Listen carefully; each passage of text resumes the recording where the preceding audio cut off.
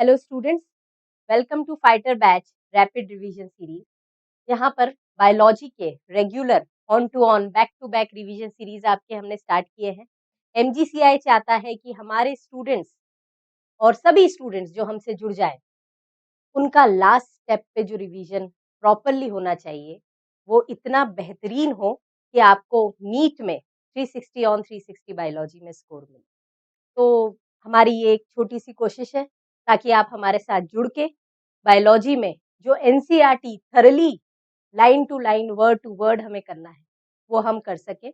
और देखो, साल भर या जब से आप प्रिपरेशन कर रहे हैं नीट की, कंटेंट बहुत अवेलेबल है, नंबर ऑफ क्वेश्चंस आपने बहुत सारे किए होंगे, पर अल्टीमेटली फाइनल जो रिवीजन लगता है वो है एनसीईआरटी। तो यहाँ पर हम एनसीईआरटी की line to line, what is there in the lines and within the line, NCERT की लाइंस में जो लिखा है वो तो हम सभी पढ़ते हैं, पर एनसीईआरटी की लाइंस के बीच में जो मतलब लिखा है वो पढ़ना सबसे इम्पोर्टेंट है। तो विदाउट वेस्टिंग एनी टाइम हम यहाँ स्टार्ट करेंगे। बॉटनी के रैपिड रिविजन्स में आपके लूंगी और सबसे पहला cell the unit of life. देखो, सेल एक ऐसा चैप्टर है जो आपका जूलॉजी बॉटनी दोनों ही सेक्शंस को कंबाइन करता है। अगर आपने सेल नहीं पढ़ा तो आप कहीं ना कहीं एक फंडामेंटल या फिर एक कंसेप्ट मिस करते हैं। तो सेल पढ़ना बहुत ज्यादा जरूरी है। यहाँ पर हम स्टार्ट अवे, सेल आपको दिख रहा है स्क्रीन पर, प्रोकैरियोटिक सेल, यूकैरियोटिक सेल, जिसमें प्लांट सेल एनिमल सेल दोनों ही आपको दिखाई दे रहे हैं। तो ये तो एक आपको बताया है ब्रीफिंग कि आप इस चैप्टर में क्या पढ़ने वाले हैं। तो सबसे पहली जब अपन बात करते हैं ना, साइटोलॉजी। साइटोलॉजी क्या है बेटा? साइटोलॉजी एक ओल्ड कंसेप्ट है, पुराना कंसेप्ट है, जिसमें हम बात करते हैं ओनली सेल स्ट्रक्चर। क्या पढ़ते हैं? सिर्फ सेल के स्ट्रक्चर के बारे में। पर अगर हम नई डेफिनेशन देखें जो कि सेल बायोलॉजी की, उसमें क्या क्या इंक्लूडेड है? सेल का structure, function, reproduction of cells, मतलब ये तीनों कोर कंसेप्ट्स कहाँ पर इंक्लूडेड है? सेल बायोलॉजी में। तो हमें इस चैप्टर में यही डिस्कस करना है कि किस तरीके से प्रोकैरियोटिक सेल के फीचर्स डिफर करते हैं यूकैरियोटिक सेल से, कैसे एक प्रोकैरियोटिक सेल एडवर्स कंडीशन में भी सर्वाइवल की कैपेसिटी रखती है, ऐसा क्या है उनके पास, जेनेटिक मटेरियल का लेवल हो या फिर सेल का ऑर्गेनाइजेशन का लेवल हो, हर लेवल पे हम डिस्कस करेंगे डिफरेंसेस सेल ऑर्गेनिज और कैसे वो काम करते हैं, ये तरीके। तो आगे बढ़ जाए हम। सबसे पहले इस यूनिट के स्टार्टिंग में आपको दिया है एक ब्रीफ अप किनके बारे में? सर रामचंद्रन। देखो, साइंटिस्ट पहले जब नीट के एग्जाम्स या ऑल इंडिया पीएमटीज हुआ करती थी तो साइंटिस्ट बहुत ज्यादा पूछे जाते थे। अभी number of questions on the basis of scientist कम हो गए हैं, पर जो एनसीईआरटी बेस्ड है वो तो हमें सारे साइंटिस्ट करना है, ईयर तक करना है। तो यहाँ पर सर रामचंद्रन जी का कंट्रीब्यूशन क्या रहा है, आपको कुछ बातें जो मैं मार्क कर रही हूँ वो याद करनी है। एनसीईआरटी है पूरी, एनसीईआरटी की line to line word to word मेरे साथ में मार्क करते चले, जिस पे फोकस करना है। और हमारा टारगेट इस सेशन का ये रहेगा कि आपको बायोलॉजी अलग से ना पढ़ना पड़े, आप सिर्फ बायो पढ़े हमारे साथ में रिवीजन करें। और ये चैप्टर ऐसा हो जाना चाहिए आपका जिसमें से आप किसी भी एंगल से क्वेश्चन पूछे तो आपसे बन जाए। तो सबसे पहली चीज, प्रोटीन स्ट्रक्चर के बारे में इन्होंने बताया, और यहाँ पर मैंने हाईलाइटेड करवाया है प्रोटीन में भी किस प्रोटीन के बारे में बताया है, आप देख सकते हो। Alpha helix beta sheet structure किसका? कोलेजन। कोलेजन हमने पढ़ा है most abundant protein in the animal world. Animal world में मिलने वाला सबसे अबंडेंट प्रोटीन कौन सा है? कोलेजन। ठीक है, तो यहाँ पर इस स्लाइड में से सिर्फ आपको इतना करना है। रामचंद्रन सर का कंट्रीब्यूशन क्या है? प्रोटीन स्ट्रक्चर को एक्सप्लेन करा डिटेल में, alpha helix beta pleated structures को बताया, और स्पेसिफिकली कौन से प्रोटीन को बताया? कोलेजन। दैट्स इट, इतना। ठीक है, आगे चले। अब एनसीईआरटी बताती है कि आप किसी भी सेल को लिविंग या नॉन लिविंग डिफरेंशिएट कर सकते हो। हाँ, कर सकते हैं बिल्कुल। देख के आप बता सकते हो कि क्या लिविंग सेल का फीचर है या नॉन लिविंग का फीचर।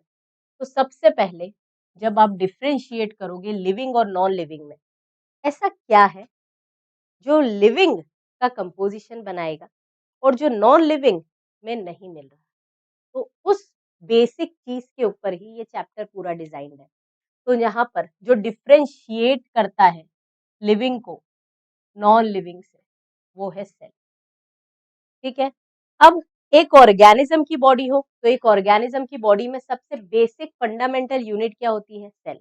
हम पढ़ते हैं ना हायरार्की, सेल जब एक जैसी सेल जिनका ओरिजिन सिमिलर हो, स्ट्रक्चरली सेम लगती हो, फंक्शन एक जैसा करती हो, तो ग्रुप क्या बोला जाता है उसको? टिश्यूज।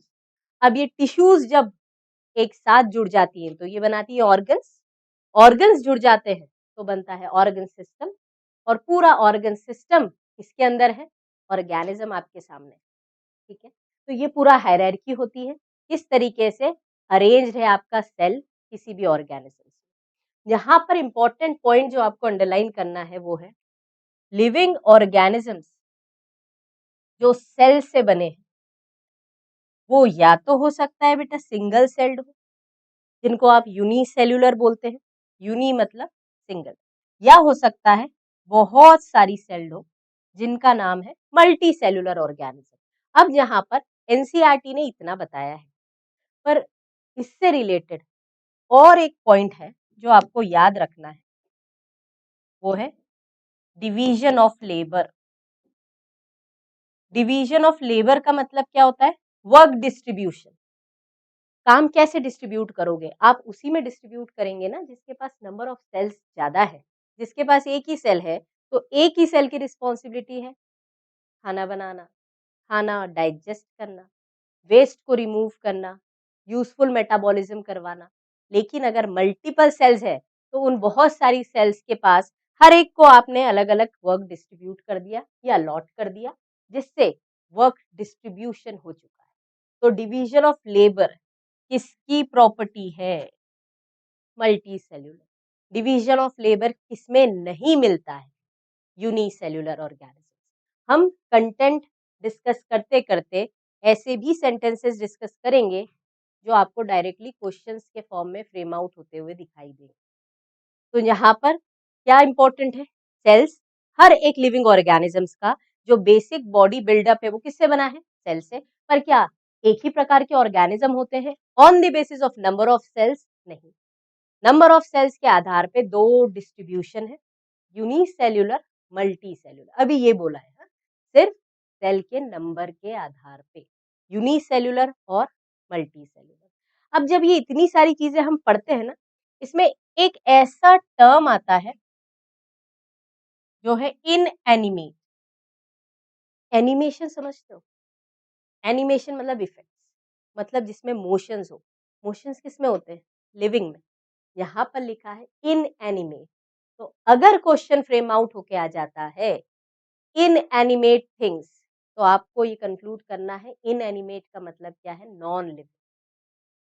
इनएनिमेट मतलब जिसमें कोई भी चेंज नहीं हो पा रहा है, तो इनएनिमेट मतलब नॉन लिविंग। सेल किस में मिल रही है? लिविंग का फीचर है। नंबर ऑफ सेल्स के बेसिस पे यूनिसेल्युलर, मल्टी सेल्युलर।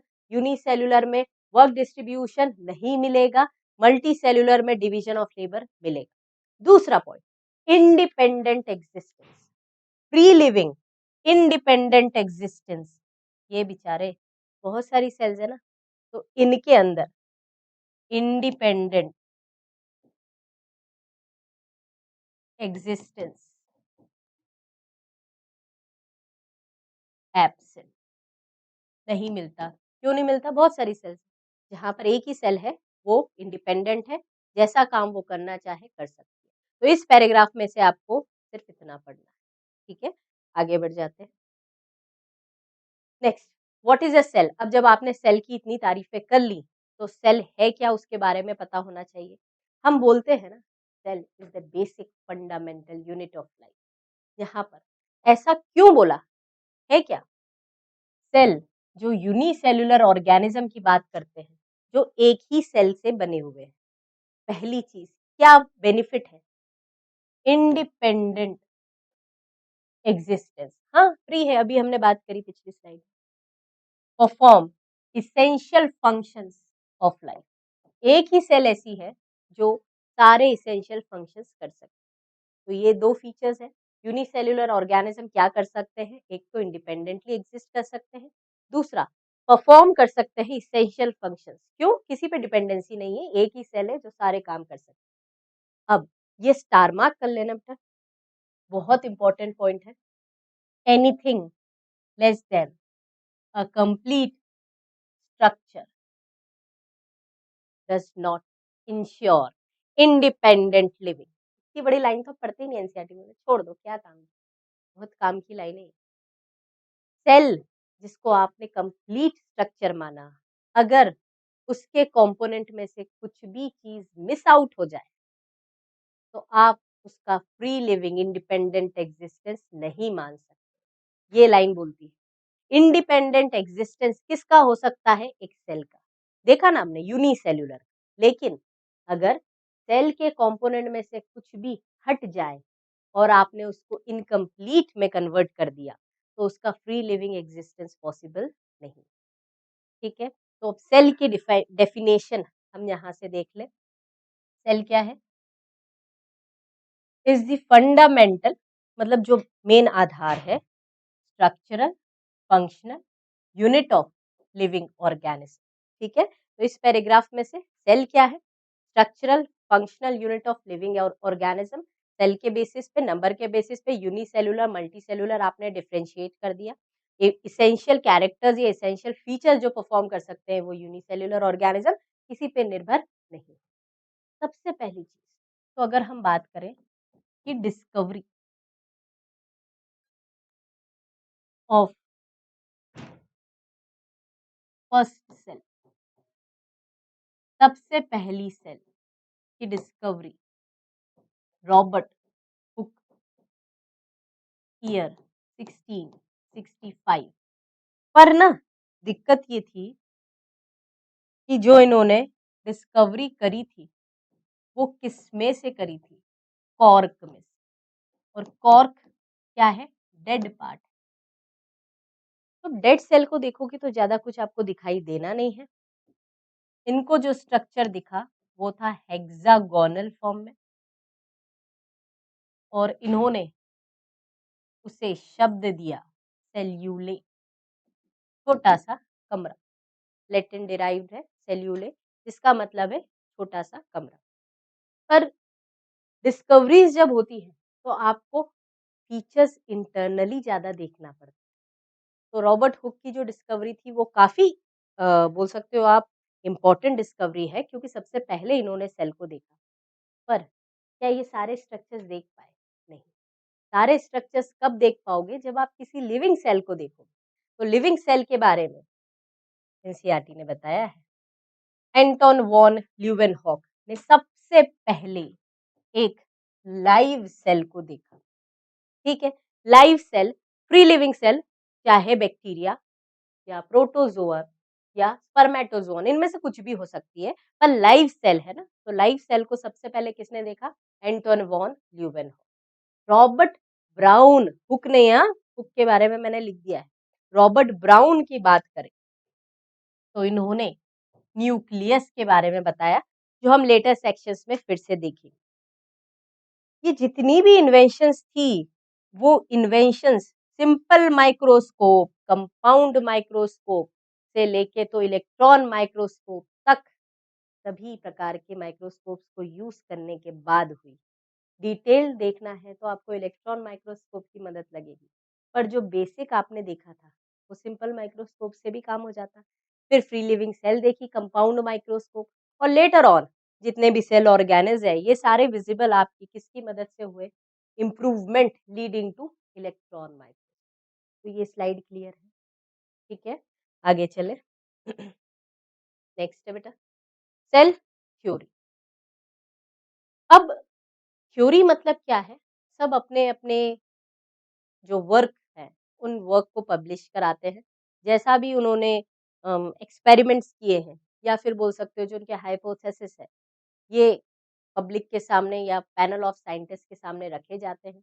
जब उन्हें एक्सपेरिमेंट्स पे एक्सेप्टेंस मिल जाता है, तो वो थ्योरी पब्लिश होती है और उसे आप और हम मिलके पढ़ते हैं। यहाँ पर सेल थ्योरी देने वाले साइंटिस्ट 1838 में स्लेडन, जिनका ओरिजिन इनका क्या, इनकी तो नेटिव प्लेस ही बोलोगे, तो इनकी नेटिव प्लेस क्या है, जर्मन बॉटनिस्ट। ठीक है बेटा, तो ये क्या थे, जर्मन बॉटनिस्ट। फिर अगर हम बात करें कि इनके साथ साथ क्या एक साल के अंतर में सेल थ्योरी और भी किसने दी, मतलब सिमिलर रिसर्चेस कौन कर रहे थे, श्वान। 1839 ये थे ब्रिटिश जूलॉजिस्ट। ये क्या होता है ना, बच्चों को अक्सर कंफ्यूजन हो जाता है, जूलॉजिस्ट और बॉटनिस्ट भूल जाते हैं वहां एग्जाम के प्रेशर में जाते हैं। तो अब सुनना ध्यान से, श्वान, श्वान याद है, हंस, एनिमल है, एनिमल मतलब रिलेटेड विद जूलॉजी, तो यहाँ पर जूलॉजिस्ट कौन है, श्वान। सिंपल, कभी नहीं भूलोगे, श्वान related with zoology, British zoologist और जर्मन बॉटनिस्ट। बॉटनिस्ट है तो ऑब्वियस सी बात है ये किसके बारे में इन्होंने ऑब्जर्व किया है, प्लांट्स के बारे में, प्लांट की बॉडीज किस टिश्यूज या किस सेल से बनती है। पर जूलॉजिस्ट है तो इन्होंने डिफरेंट टाइप के एनिमल्स के बारे में स्टडी किया, कितने डिफरेंट टाइप्स के एनिमल्स या एनिमल्स की बॉडी किस प्रकार से बनती है। अब यहाँ पर कुछ टर्म्स दिए हैं जिनसे रिलेटेड क्वेश्चंस आ सकते हैं कि सबसे पहले ये किसने बताया कि एनिमल्स में जो आउटर मोस्ट लेयर है वो प्लाज्मा मेम्ब्रेन है, किसी और ने नहीं, ब्रिटिश जूलॉजिस्ट श्वान ने ये बताया कि एनिमल्स में जो सबसे बाहर लेयर है वो कौन सी है, प्लाज्मा मेम्ब्रेन। लेकिन क्या जब प्लांट की बात करी होगी तो प्लांट में भी यही होता है, बिल्कुल नहीं। अगर हम देखेंगे प्लांट में, तो प्लांट टिश्यू में एक ऐसा यूनिक फीचर है, यूनिक, जो प्लांट में मिल रहा है, एनिमल में नहीं। वो क्या है, प्लांट सेल्स के आसपास cell wall. Cell wall outermost layer है जो प्लाज्मा मेम्ब्रेन के बाहर मिलती है, किसमें, प्लांट सेल में, एनिमल्स में नहीं। तो बच्चों को अक्सर ये कंफ्यूजन हो जाता है कि यार ये प्लांट सेल के बारे में तो किसने बोला होगा, बॉटनिस्ट ही होंगे। गलत, ये भी किसने बोला, ही ऑल्सो कंक्लूडेड, मतलब ये लाइन प्लांट्स के बारे में भी किसने बताई आपको, श्वान ने।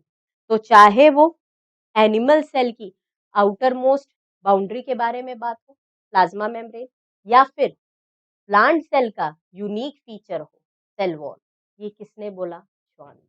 तो अब एक important point, on the basis of this श्वान ने क्या प्रपोज किया, हाइपोथेसिस, कि एनिमल्स हो या प्लांट्स हो, सभी कॉमनली क्या फीचर से बने हुए हैं, सेल्स। चाहे एनिमल चाहे प्लांट सेल, किससे बना होता है वो, प्लांट की सेल से। अब सेल में याद रखना, सेल में यूनिक फीचर सेल वॉल का किसके पास है, प्लांट्स के पास। पर एनिमल सेल की आउटर मोस्ट बाउंड्री क्या बनाती है, प्लाज्मा मेम्ब्रेन। ये दोनों फीचर्स किसने बोले आपको, ब्रिटिश जूलॉजिस्ट श्वान ने। अब दोनों ने मिलके जो पोस्टुलेट्स दिए वो क्या थे, सबसे पहला एक होता है कि सेल या लिविंग ऑर्गेनिजम्स की बॉडी किससे बनी है, सेल से। ठीक है, सेल्स और उसके प्रोडक्ट से। सेल या उसका प्रोडक्ट क्या हो जाएगा बेटा, टिश्यूज। टिश्यूज जब मिलती है तो ऑर्गन बना लेती है, अभी हमने हायरार्की डिस्कस करी। पर मुझे एक चीज बताओ, इन्होंने बोल दिया कि every living organism is composed of cells. ठीक है, सेल से बनी है, सेल या उसके पार्ट से बनी है। एक पॉइंट और होता है कि लिविंग ऑर्गेनिजम्स की जो बॉडी है, उस बॉडी में जितने भी मेटाबॉलिज्म हो रहे हैं वो किसका रिजल्ट है, आपके जितने भी सेल्स हैं, सेल की इंटरैक्शंस है, उस सेल के इंटरैक्शन का रिजल्ट होता है आपका मेटाबॉलिज्म। आपके मेटाबॉलिज्म का रिजल्ट होती है आपकी एक्टिविटी। मतलब मेरी बॉडी में जो भी चीजें चल रही हैं वो रिफ्लेक्ट होंगी किस फॉर्म में, मेरी एक्टिविटीज के फॉर्म में। तो ये सारे फीचर्स थे, पर कुछ कमियां थी। क्या कमियां थी, अगर हम देखें पहले स्लाइड में, कि सेल थ्योरी के पोस्टुलेट्स तो इन्होंने बता दिए कि किस तरीके से सेल थ्योरी आई, कैसे सेल थ्योरी के पोस्टुलेट्स आए, लेकिन ये नहीं बता पाए कि पहली सेल कैसे आई। तो अगर हम देखें फर्स्ट सेल, अराइज कहाँ से आई? From pre existing. पहली सेल कहाँ से आई?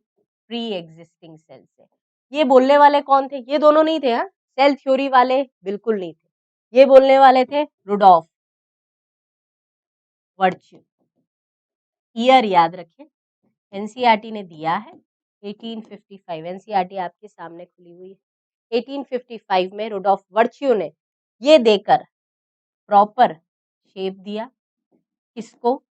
सेल थ्योरी को। साथ में हम ये भी बोल सकते हैं सेल थ्योरी को मॉडिफाई करने वाले भी कौन थे? Rudolf virtue.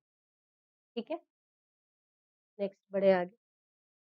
अब सेल्स को देखना, अगर आप सेल्स को देखना चाहते हैं तो आपके पास एक पर्टिकुलर एक्सपेरिमेंटल मटेरियल चाहिए to look at the cells. तो अब हमारी हेडिंग बनती है ओवरव्यू ऑफ दी सेल। मतलब अभी आप सिर्फ बाहर से सेल को ऐसे देखेंगे कि सेल में क्या कंपोजिशन है, सेल ऑर्गेनेल्स कैसे हैं, सेल वेल डेवलप्ड है कि नहीं है, सेल की मेम्ब्रेन्स कितनी बाउंड्री से कवर्ड है, ये सारी। डन। तो यहाँ पर ओवरव्यू ऑफ द सेल में अगर हम बात करें तो अगर एक टिपिकल, सुनना, टिपिकल प्लांट सेल को देखना है तो अनियन पील लगेगी। अगर एक टिपिकल एनिमल सेल को देखना है तो ह्यूमन चीक सेल। ये दो स्पेसिमेंस या दो एक्सपेरिमेंटल मटेरियल आपको यूज करना है। अब जब आपने अनियन पील को देख ही लिया है टिपिकल प्लांट सेल के लिए, तो आप क्या क्या देख सकते हैं अनियन पील में? सबसे डिस्टिंक्ट अभी जो यूनिक फीचर था ना प्लांट का, सेल वॉल, जिसने बाउंड्री बनाई आसपास, ठीक है, उसके अंदर क्या है? Cell membrane.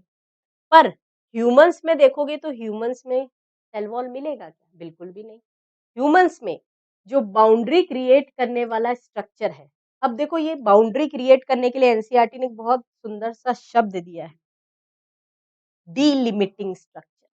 डीलिमिटिंग स्ट्रक्चर याद रखना है, अगर क्वेश्चन बन के आ जाए नेम दी डीलिमिटिंग स्ट्रक्चर, या फिर करेक्ट इनकरेक्ट स्टेटमेंट में भी पूछा जा सकता है cell wall is the delimiting structure in the animal sales.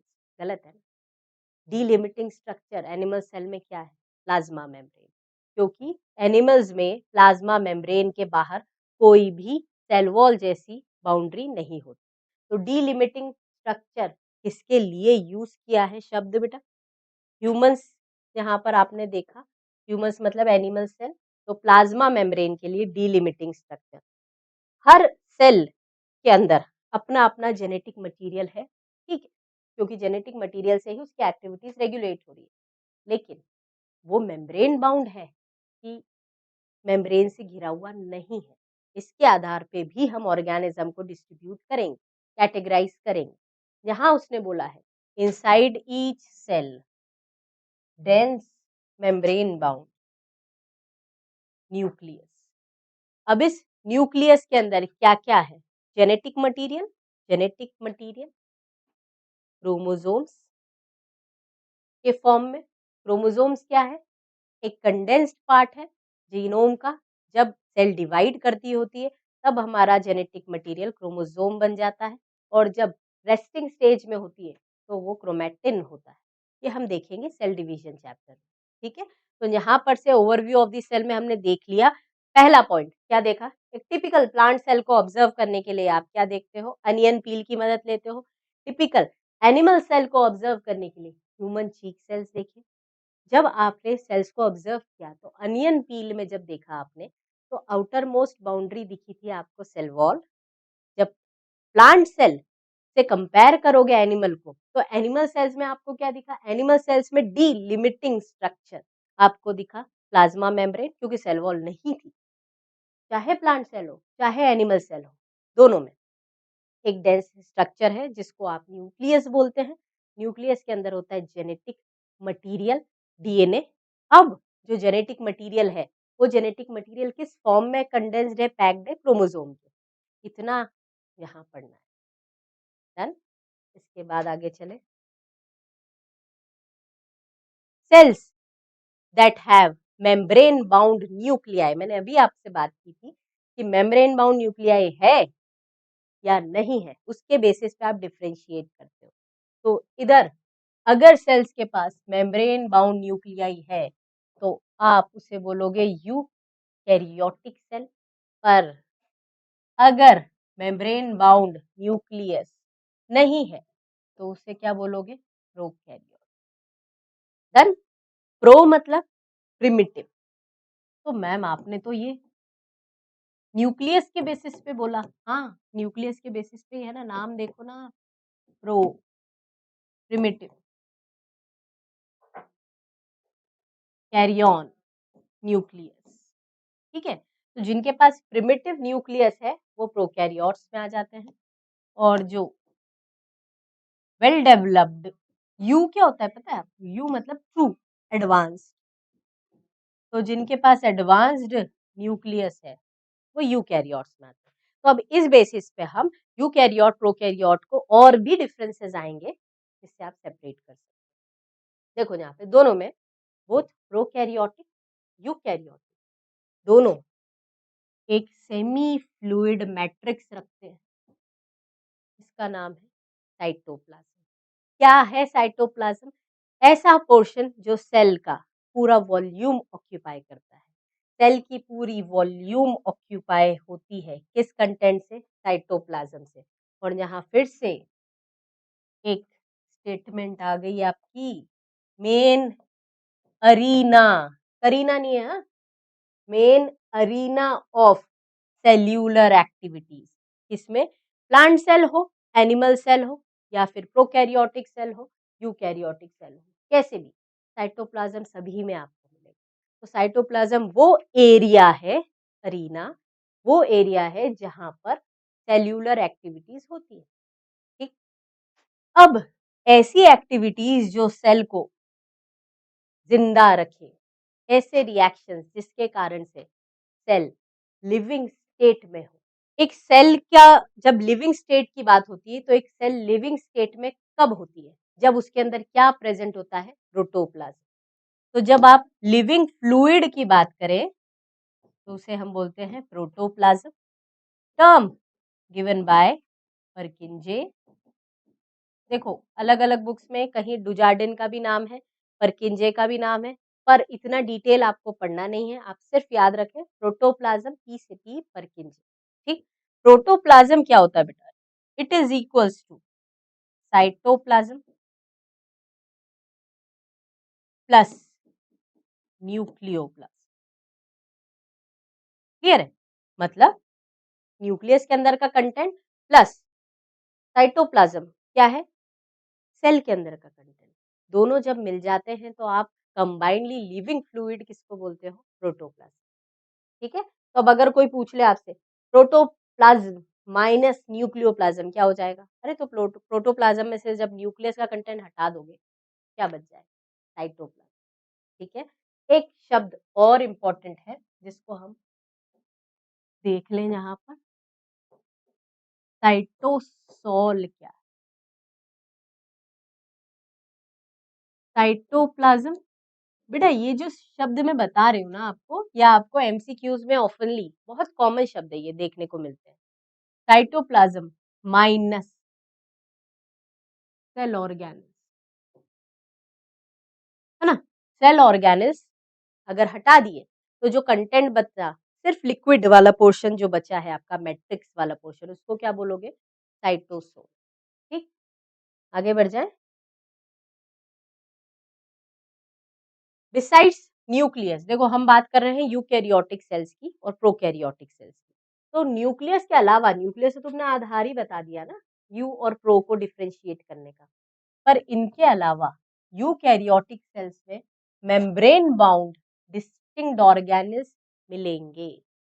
कैसे? कौन से? एग्जाम्पल्स, ये एग्जाम्पल्स ही नहीं है सिर्फ, ये सारे आपको डिटेल में इस चैप्टर में पढ़ना है। कौन सा? पहला endoplasmic reticulum, Golgi complex, lysosomes, mitochondria, microbodies, vacuoles, ये मेम्ब्रेन बाउंड है ना?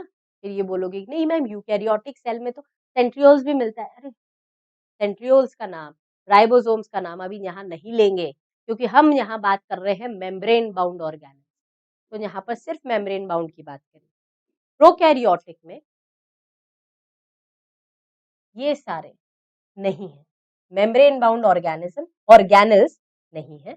अगर राइबोसोम्स की बात करें तो ये नॉन मेम्ब्रेन है, मतलब ये दोनों में हो सकता है, चाहे यूकैरियोटिक सेल हो चाहे प्रोकैरियोटिक। बिल्कुल सही बात है, एनसीईआरटी लिखती है जो आपका राइबोसोम है वो किसमें है, या तो यूकैरियोट हो प्रोकैरियोट हो, सभी में प्रोटीन फैक्ट्री हमारी राइबोसोम।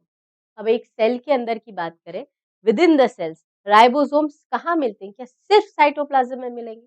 बिल्कुल, साइटोप्लाज्म के अलावा राइबोसोम्स आपके दो ऑर्गेनल्स क्लोरोप्लास्ट और माइटोकॉन्ड्रिया, मतलब क्लोरोप्लास्ट मतलब प्लास्टिड जो प्लांट्स में मिल रहा है उसमें, और माइटोकॉन्ड्रिया इनमें भी राइबोसोम मिलते हैं। पर कौन से प्रकार के मिलते हैं वो राइबोसोम जब देखेंगे तब बात करेंगे। रफ ईआर की बात करें, इसमें भी होता है। रफ ईआर मतलब जिसके अंदर राइबोसोम है, राइबोसोम के कारण से ही उसकी सरफेस कैसी हो गई है, रफ। तो रफ ईआर के ऊपर राइबोसोम मिलेगा। सेल ऑर्गेनल्स जैसे प्लास्टिड, माइटोकॉन्ड्रिया, आपको राइबोसोम्स मिलेंगे। प्रोकैरियोटिक सेल का साइटोप्लाज्म हो, यूकैरियोटिक सेल का साइटोप्लाज्म हो, आपको राइबोसोम मिलेंगे। पर एक जगह जो एनसीईआरटी ने मिस कर दी है, आउटर न्यूक्लियर मेम्ब्रेन। याद आया कुछ? जब हम न्यूक्लियस बनाते हैं, उस न्यूक्लियस की जो आउटर मेम्ब्रेन है उससे ही एक्सटेंड होता हुआ ईआर बनाते हैं। तो ईआर एक्सटेंड हो रहा था आउटर न्यूक्लियर मेम्ब्रेन से, तो आउटर न्यूक्लियर मेम्ब्रेन के ऊपर भी राइबोसोम्स मिलते हैं, और साथ में जो आपका एंडोप्लाज्मिक रेटिकुलम है उसमें एक प्रकार आरईआर, उसमें भी आपको राइबोसोम। ठीक है, तो राइबोसोम से रिलेटेड ये चीज क्लियर हो गई। अब एक और सेल ऑर्गेनल जिसके पास मेम्ब्रेन नहीं, एनिमल सेल्स के पास एक सेल ऑर्गेनल है, सेंट्रोजोम। सेंट्रियोल है क्या ये? हाँ, इसी के अंदर सेंट्रियोल्स है जो एक दूसरे के ऐसे ऐसे क्या है ये, अरे परपेंडिकुलर है, एक दूसरे के परपेंडिकुलर है सेंट्रियोल्स, जिनको कंबाइंडली आप बोलते हो सेंट्रोजोम्स, जो मदद करते हैं सेल डिवीजन में। प्लांट सेल में होते हैं नहीं, हायर प्लांट्स की बात करें तो सेंट्रियोल्स एब्सेंट है। तो याद रखना कि एनिमल सेल्स में मेम्ब्रेन बाउंड ऑर्गेनिल्स है, उसके साथ साथ विदाउट मेम्ब्रेन बाउंड राइबोसोम्स भी आ जाता है, सेंट्रियोल्स आ जाते हैं। पर क्या प्लांट सेल में, सभी प्लांट सेल में सेंट्रियोल्स मिलता है? नहीं। ये चीज याद रख लेना कि जो सेंट्रियोल्स है ये हायर प्लांट्स, हायर प्लांट हो या फिर एनिमल्स में से आप देखिए अमीबा, जो एनिमल बोल दे या फिर आप इसको बोल दे प्रोटिस्टा का ही मेंबर है ना अमीबा, तो इनमें सेंट्रियोल नहीं मिलता, सेंट्रियोल एब्सेंट। लोअर प्लांट्स में आपको मिलेगा सेंट्रियोल और सारे एनिमल्स में आपको सेंट्रियोल्स मिलेंगे, पर अमीबा में सेंट्रियोल्स एब्सेंट है। अमीबा है क्या? प्रोटोजोन्स है। प्रोटोजोन्स किस में आते हैं? प्रोटिस्टा। ठीक है, आगे बढ़े। सेल्स का शेप साइज एक जैसा होता है क्या? बॉडी के टिप टू टिप सेल एक जैसी है? नहीं, सेल का शेप साइज वेरी करता है। किस पे डिपेंड करता है वो देखते हैं अभी इस पैराग्राफ में। सबसे पहली चीज तो आप ये ध्यान में रखें कि जैसे आपकी स्ट्रैटेजीज पढ़ने के लिए डिफर करती है ना, टेस्ट आ रहा होता है तब आपका मैनर ऑफ वर्किंग बदल जाता है, एग्जाम्स पास में आती तो बदल जाता है, सेशन का स्टार्टिंग हुआ तब आपके तरीके पढ़ने के लिए अलग है। अभी आप रिवीजन लेक्चर्स अटेंड कर रहे हैं तो अभी आपको बेसिक कोर नॉलेज चाहिए, और ऐसा कुछ चाहिए जिसमें एनसीईआरटी आपको थरली हो जाए और जो इस सीरीज में आपको पूरी तरह से मिले। यहाँ पर एनसीईआरटी लिखती है cells vary size, shape, activities. Example, सबसे छोटा, याद रखना भैया ना, सबसे छोटा 0.3 माइक्रोमीटर कौन है? माइकोप्लाज्मा। सही में कि पीपीएलओ है? देखेंगे अभी, पीपीएलओ का साइज देख लेंगे, क्या 0.3 माइक्रोमीटर से कम है? फिर क्या करेंगे? ठीक है, तो अभी माइकोप्लाज्मा, इसके बेसिस पे तो हमने क्या बोल दिया, सबसे छोटा है, सबसे छोटी सेल है, 0.3 माइक्रोमीटर साइज। बैक्टीरिया या फिर आप बोल सकते हो प्रोकैरियोटिक सेल्स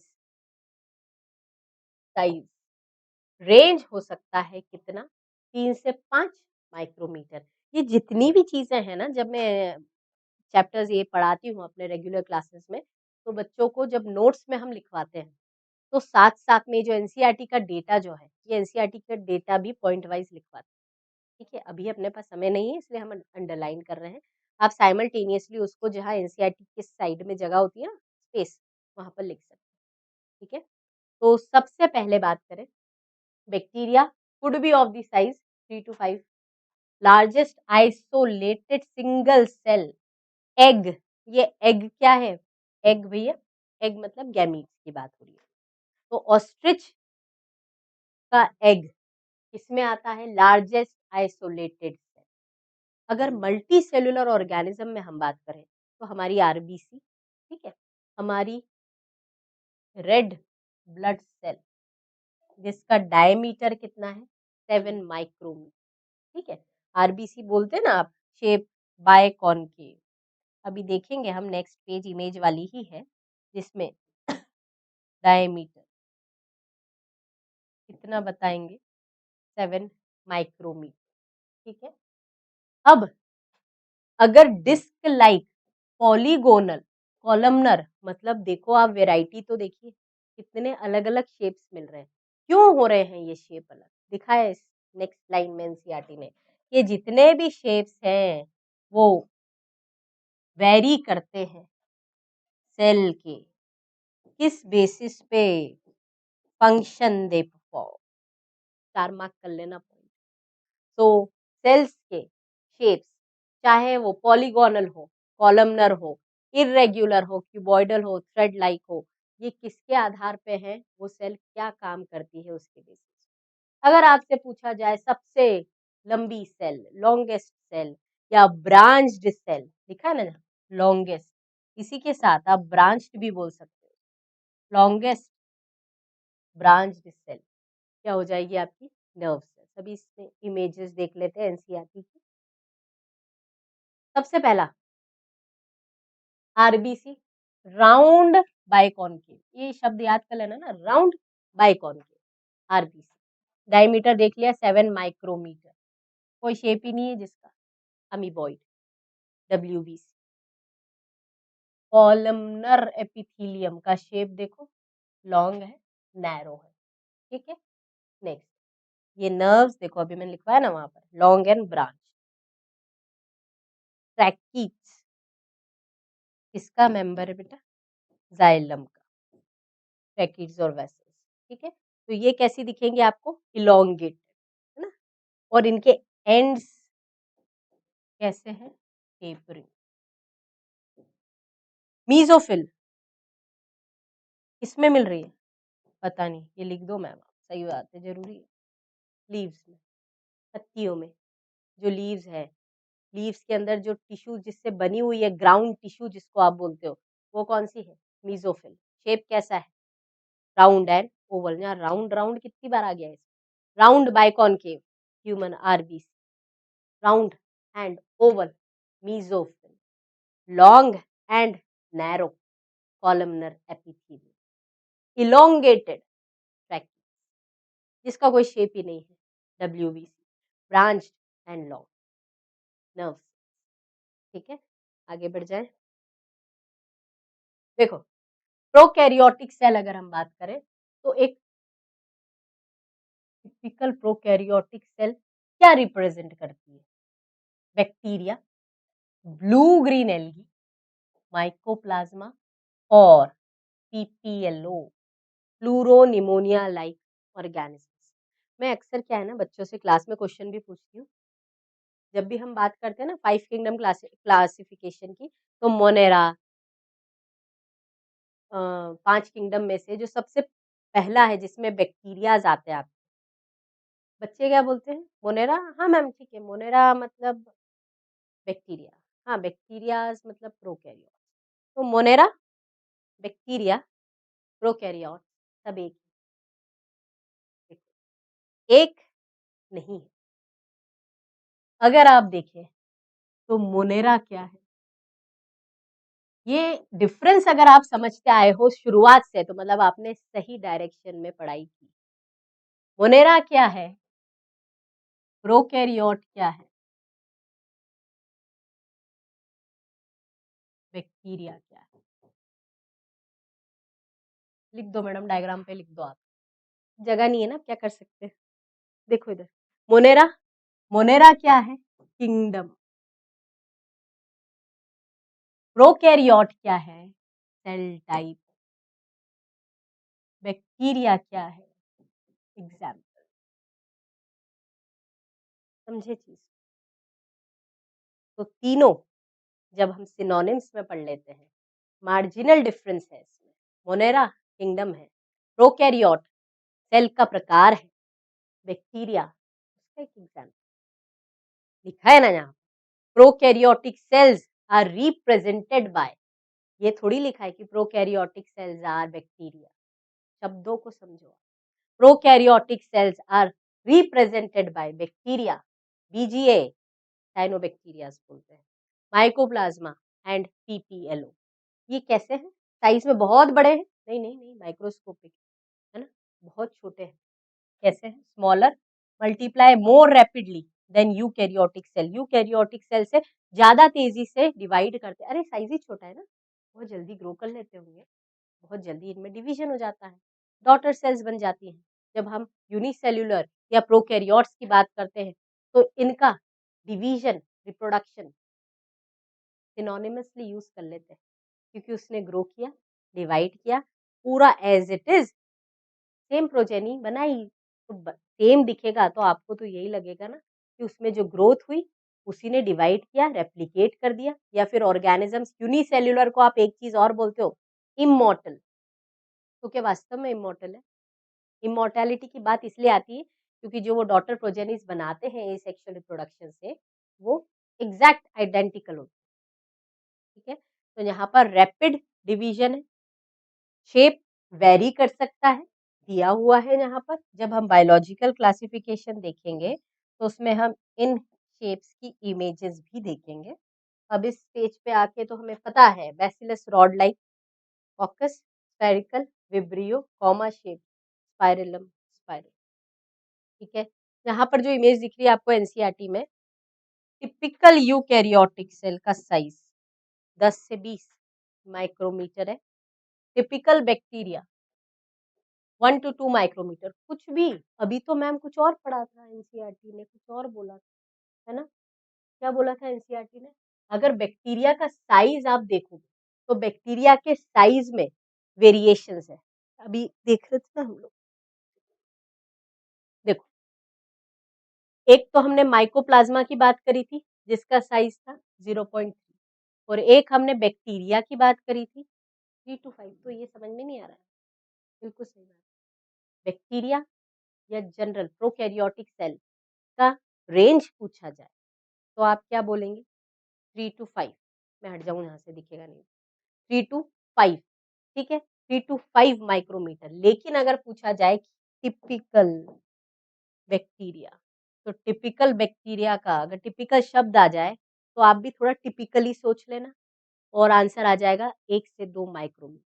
ठीक, पीपीएलओ 0.1 माइक्रोमीटर। लो, समझ में आ गया ना? वहां पर माइकोप्लाज्मा क्या लिखा था? 0.3 माइक्रोमीटर। वो सबसे छोटी सेल बोल रहे थे, और फिर यहाँ पर पीपीएलओ 0.1 माइक्रोमीटर। इसका मतलब अगर क्वेश्चन आ जाए स्मॉलेस्ट सेल और अगर ऑप्शन में पीपीएलओ नहीं है तो हम किसको प्रेफरेंस देंगे? माइकोप्लाज्मा को। पर अगर माइकोप्लाज्मा और पीपीएलओ दोनों ऑप्शंस में है तो हम किसको प्रेफरेंस देंगे? पीपीएलओ दिख रहा है ना, एनसीईआरटी बोल रही है आप। पीपीएलओ साइज 0.1 माइक्रोमीटर, वायरसेस का साइज 0.02 से 0.2 micrometer.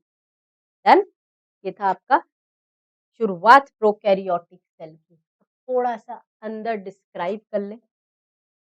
Organisation of prokaryotic cell similar है, लगभग जितनी भी प्रोकैरियोटिक सेल्स है उनका ऑर्गेनाइजेशन सबका सेम तो है, पर जब आप उसके शेप्स की बात करें, उसके फंक्शंस की बात करें, तो दे एग्जिबिट वाइड वेराइटी। याद रखना, हाँ, फंडामेंटली तो सिमिलर है सॉरी, पर जब आप इनके शेप्स की बात करें या फंक्शंस की बात करें तो इनमें बहुत सारे वेरिएशंस मिलेंगे।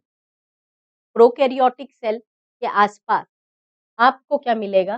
Cell wall. अच्छा, सभी में नहीं, लिखा है एनसीईआरटी में माइकोप्लाज्मा के आसपास नहीं है। तो मतलब अगर हम बोले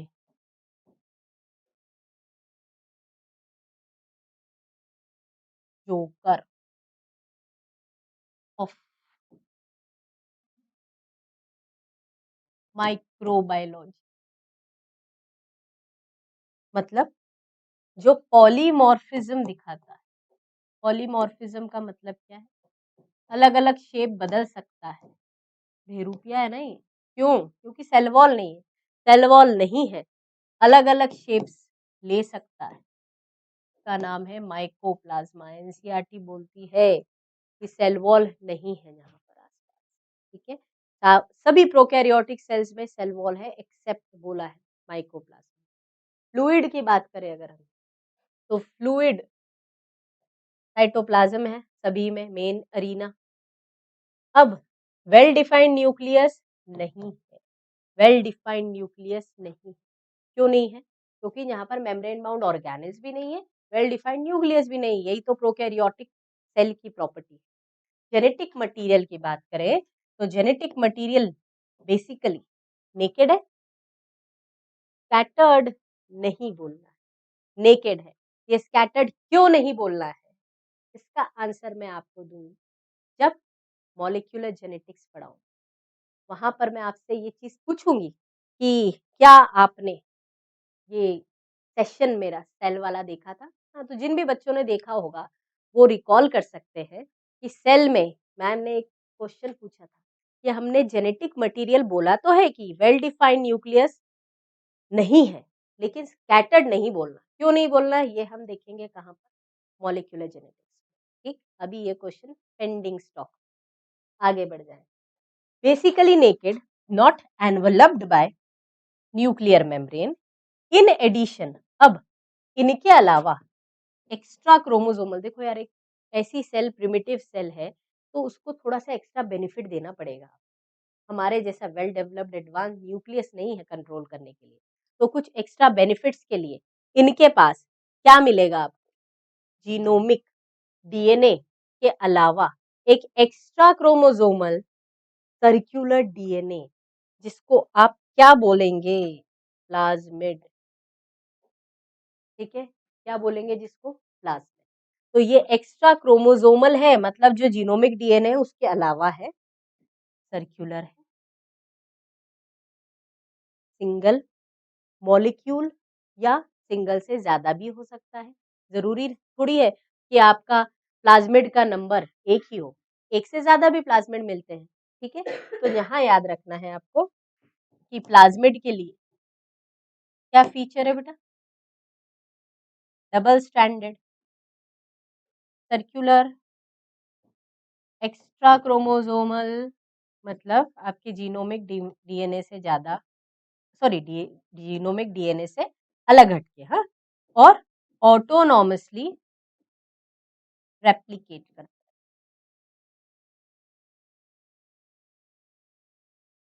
ऑटोनॉमसली रेप्लिकेटिंग। क्लियर है? नेक्स्ट बढ़ जाए आगे। ऐसा क्या करता है ये जो प्लाज्मिड है? मैंने बताया ना आपको कि एक्स्ट्रा बेनिफिट देता है, confer certain unique phenotypic characters to such bacteria। Plasmid की बात हम करते हैं बायोटेक्नोलॉजी प्रिंसिपल्स। जहाँ क्लोनिंग वेक्टर्स की बात होती है और one of the my favourite topics, क्योंकि बच्चों को जिस टॉपिक में थोड़ा ज़्यादा कन्फ्यूजन होता है ना, वो पढ़ाने में ज़्यादा मज़ा आता है। जब कन्फ्यूजन रिज़ॉल्व हो जाता है, तो वो एक खुशी देखने को मिलती है ना जब आपके चेहरे पे, वो बहुत अच्छी है। तो वो अपन देखेंगे प्लाज़मिड का डिटेल स्ट्रक्चर, डिटेल फंक्शनिंग, कैसे आपको प्लाज़मिड मदद करता है मॉनिटरिंग करने में। क्या मॉनिटरिंग करोगे लिखा है यहाँ। One such character is resistant to antibiotics, है ना? याद आ रहा होगा।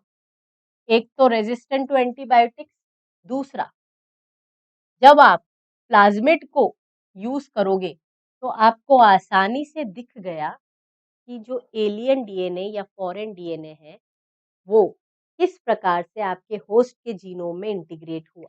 लिखा है ना यहाँ। इन हायर क्लासेस, अब हायर और क्या हायर पढ़ोगे? ये इसलिए हायर बोल रहा है क्योंकि 11th का टॉपिक है और हमारा बायोटेक कहाँ पर है? 12th class.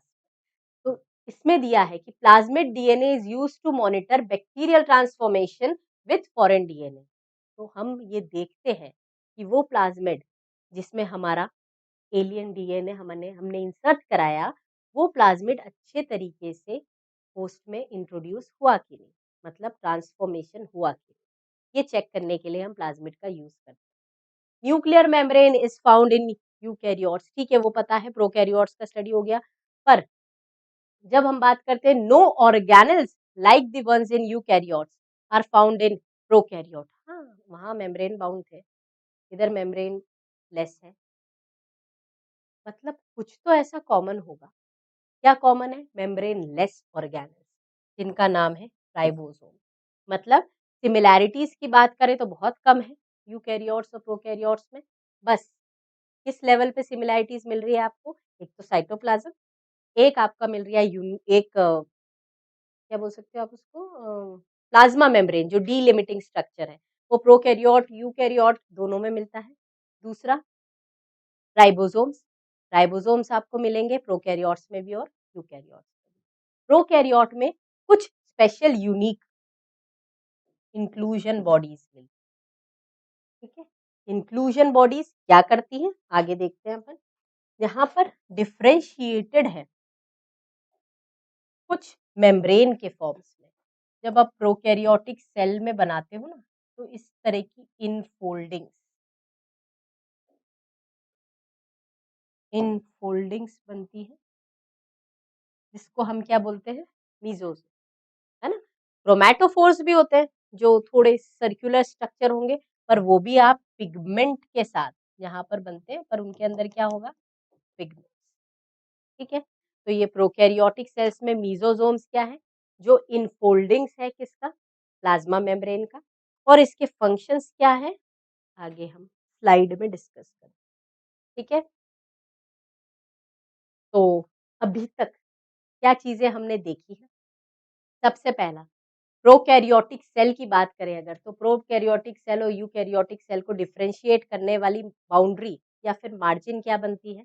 डिफरेंशिएट करने वाली बाउंड्री थी आपकी membrane bound nucleus, well developed nucleus, membrane bound cell organelle. ऐसा क्या था जो कॉमन फीचर्स था दोनों में? वो था आपका राइबोसोम। राइबोसोम्स यूकैरियोटिक सेल में भी मिलते हैं, प्रोकैरियोटिक सेल में भी मिलते हैं। हाँ, प्रकार टाइप अलग हो जाएगा, वो बात करेंगे। साइटोप्लाज्म दोनों में मेन अरीना है सेल्यूलर एक्टिविटीज का। साइज के बेसिस पे आपने देख लिया, साइज और शेप क्यों वेरी होते हैं? It depends on the function the cell performs. Size का हमने लिस्ट पूरा याद कर लिया। Virus, PPLO, mycoplasma, typical bacteria, diameter हो आरबीसी का, ये सारी चीजें हम पढ़ चुके हैं। अब जब बात करते हैं प्रोकैरियोटिक सेल की बाउंड्रीज की, तो उसके पास क्या क्या एनवलप्स, ये हम डिस्कस करेंगे। तो cell envelope and is modification, प्रोकैरियोटिक सेल्स में सेल एनवलप और मॉडिफिकेशन क्या होता है, कैसे होता है, ये अभी नहीं, कंटिन्यू करेंगे हम नेक्स्ट लेक्चर, ठीक है। Thank you so much. इतना अभी आप पढ़ के रखें, क्योंकि जो कंटेंट मैंने डिलीवर करा है वो आपको स्ट्रांगली बाय हार्ट एनसीईआरटी से करना है। हम लास्ट में कल जब बात करेंगे ना, तो सबसे पहले क्वेश्चंस हम देखेंगे, वो क्वेश्चंस आपसे बन जाना चाहिए, तभी हमारा सेशन काम का होगा। और कल कंटिन्यू करेंगे cell envelope and its modification. Thank you.